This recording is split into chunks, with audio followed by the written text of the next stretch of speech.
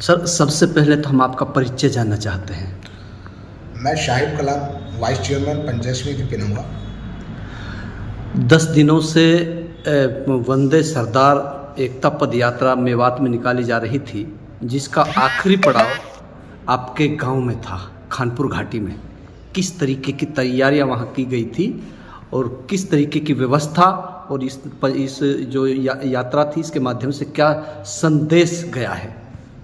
वंदे सरदार पद यात्रा का जो मोटिवेशन था वो ये था कि जो मेवात में एक सामाजिक भाईचारा और सौहार्दपूर्ण संबंधता कायम हो सके। और उसके अलावा हमने खानपुर घाटी में जब यात्रा पहुंची तो उसका डीजे, फूलमालाओं, जेसीबी से स्वागत किया गया और उनको जितने भी वहाँ साथी वॉलेंटियर उनकी पैदल पद यात्रा में चल के आए थे, विशिष्ट अतिथि और अतिथिगण जो भी आए थे, उनके लिए उनका लंच का पूरा व्यवस्था किया गया था, जो लाखों रुपया खर्च हुआ था उसमें। उसके अलावा हमने वहाँ जो पहुँचे थे मुख्य अतिथि के साथ और उनके साथ जो बाहर से आए हुए थे यात्री विशिष्ट अतिथि, उनका सबका सापा और फाटा और माला और शॉल भेंट करके सबका सम्मान किया। जिस तरीके से लगातार मेवात में 10 दिन से जो यात्रा चल रही थी, जिसमें बेटियां भी थी और मुख्य जो अतिथि थे मुकेश वशिष्ठ, जो सीएम के मीडिया कोऑर्डिनेटर थे, जब आप लोगों के गांव में पहुंचे, आप लोगों ने इतना जो गर्मजोशी से उनका स्वागत किया, तो किस तरीके का आप महसूस कर रहे थे? ये अच्छी यात्रा थी, गौरवशाली यात्रा थी। इसका कई तरह के लोगों ने दुष्प्रचार भी किया था, तरह तरह की बीच बीच में सोशल मीडिया के माध्यम से तरह तरह की अफवाहें फैलाई भी गई थी। लेकिन जब वो यात्रा हमारे गांव में पहुंची, उसका भव्य स्वागत फूलों के साथ, मालाओं के साथ, जेसीबीओं के साथ, डीजे के साथ, बाइकों के साथ, झंडों के साथ किया गया।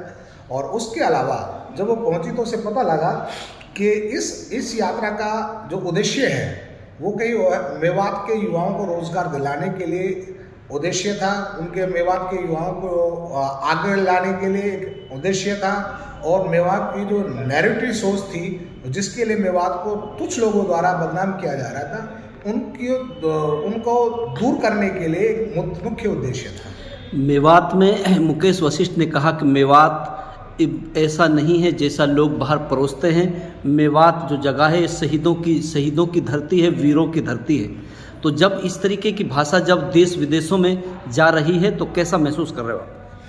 मेवात, इसमें तो कोई शंका और दो राय की, जब भी क्रांति आई है यहाँ 1857 की हो, 1947 की हो और भी जो क्रांति आई हुई है, मेवात ने अपना बढ़ चढ़ कर हिस्सा लिया और बढ़ चढ़ कर कुर्बानियाँ दी।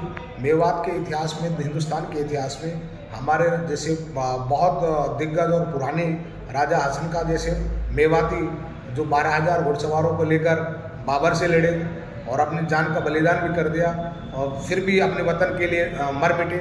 इसके अलावा इस तरह के आज भी अपने वतन की जहाँ बात आ जाती है, आन बान शान की जहाँ बात आ जाती है, वो उसके लिए हर वक्त मर मिटने के लिए तैयार होते हैं, अपने बलिदान देने के लिए तैयार है। क्या लगता है इस तरीके का जो आगाज होना चाहिए मेवात में?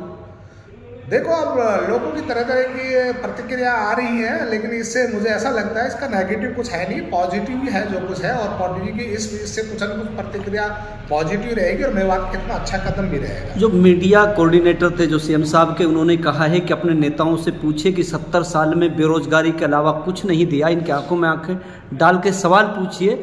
लोग जो बाकी विपक्ष के जो नेता है वो बौखला गए थे, ऐसा कुछ सोशल मीडिया पे भी दिखाई दे रहा था। क्या चलो, वो एक सोशल मीडिया के एक अलग तरह की प्रतिक्रिया होती है, हर आदमी का अपना व्यक्तिगत होता है, लेकिन इस तरह की कोई बात नहीं है। बात ये है कि जो लोग काम की और विकास के मुद्दों की जो उन्होंने बात रखी किसी भी मंच से, हमारे गांव में उन्होंने मंच के माध्यम से विकास और मुद्दों की बात रखी और आगामी फ्यूचर में यहाँ औद्योगिक धंधे स्थापित करने की बात रखी और यहाँ आगामी इन फ्यूचर के समय में आगामी प्लान के लिए जो मेवात का नैरेटिव, जो मैसेज दुनिया भर में जा रहा था, उसको पॉजिटिव करने के लिए एक साहसी और पहल अच्छा कदम था।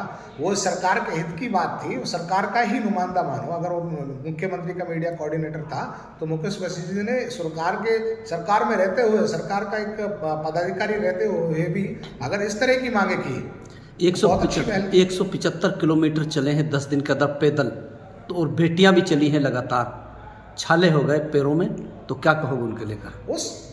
उनका एक बहुत अच्छा योगदान था। मैं कहता हूँ मुकेश वशिष्ठ के साथ जितने साथी उनके साथ कंधे से कंधे मिलाकर चले, उनको एक यूनिटी के साथ उन लोगों को ऑब्लिगेशन करना चाहिए और उन लोगों का धन्यवाद भी करना चाहिए। और वो सब लोग मिलकर एक इस तरह की मुहिम को जो हिस्सा किया, उन्होंने 10 दिन तक इस तरह कंधा से कंधा मिलाकर मुकेश वशिष्ठ जी का साथ दिया।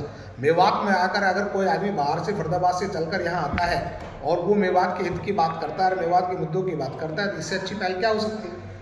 उसके लिए हम मुकेश वशिष्ठ जी का और जो उसके साथ साथियों ने उनके साथ सहयोग किया, उनका सबका धन्यवाद करते हैं और खैर मकदम करते हैं।